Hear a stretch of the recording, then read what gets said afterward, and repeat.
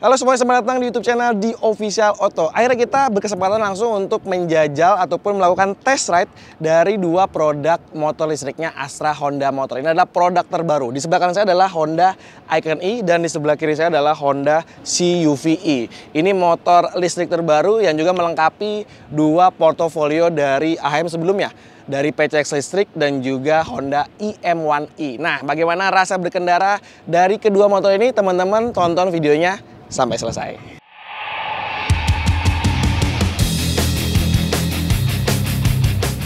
Oke teman-teman, pertama tadi kita cobain yang motor listrik dari Honda yang CUV-E. Pengetesannya ada di fasilitas dari AHM di safety ridingnya. Jadi memang sangat-sangat singkat, hanya dijatai satu media itu hanya 2 putaran aja. Jadi nggak terlalu banyak yang bisa kita ekspor, tapi ada beberapa poin lah yang bisa kita sampaikan, terutama di performa khusus varian yang Honda CUV-E ini. Nah, kita bahas pertama dari posisi berkendara lebih dulu ya. Teman-teman, saya punya tinggi badan di 175 cm dan duduk di motor ini memang feel-nya seperti mengendarai motor bermesin bensin bakar, mirip dengan Honda Vario. Nah, dia punya tinggi jok 761 mm, jadi masih cukup ideal dan kaki bisa menapak dengan sempurna. Untuk segitiga berkendaranya memang stangnya sedikit agak rendah ya, tapi dia cukup membuka lebar, jadi ketika dipakai untuk komuter rasanya ini nggak akan membuat badan pegal-pegal. Tapi memang floor decknya ini cukup mepet. Ukuran sepatu saya di 45, dia agak mentok ya, jadi nggak punya space untuk kita mengatur untuk pijakan kakinya, termasuk juga di bagian sebelah kiri. Tapi untuk posisinya ini saya suka karena dia nggak terlalu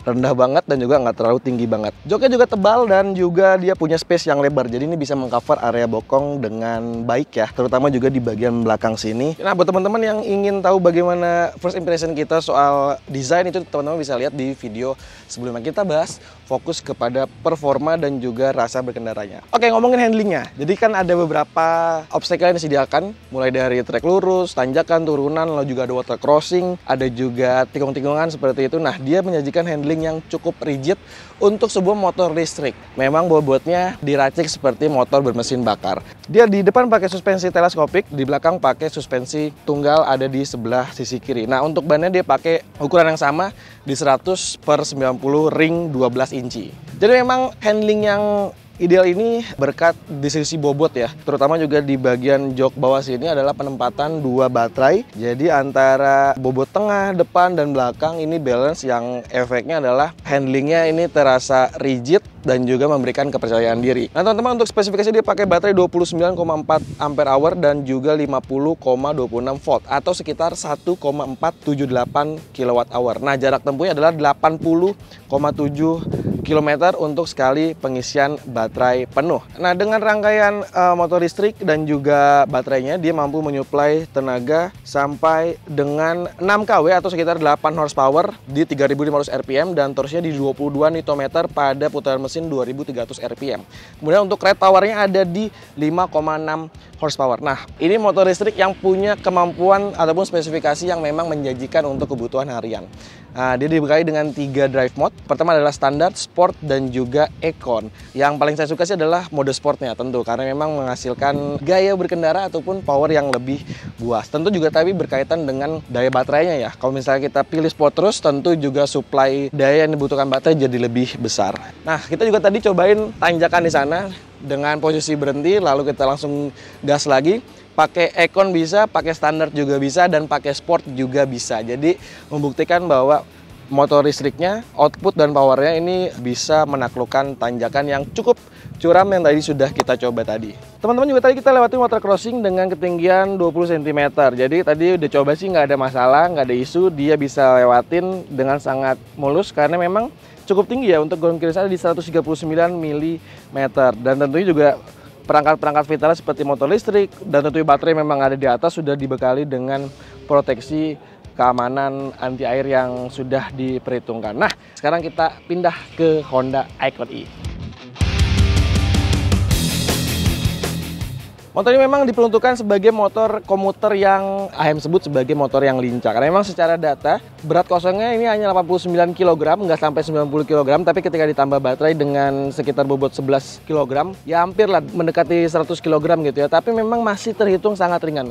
Kita udah coba tadi beberapa putaran, hanya 2 putaran saja seperti Honda CUV-E. Dipakai agak sedikit bermanuver, seperti agak kosong ataupun melayang. Jadi memang ada plus minus lah, ada yang suka ringan ataupun ada juga yang lebih berbobot. Tapi memang yang sudah kita coba dan ringan jauh ya ketika dibandingkan yang dengan Honda CUV yang sudah kita coba tadi.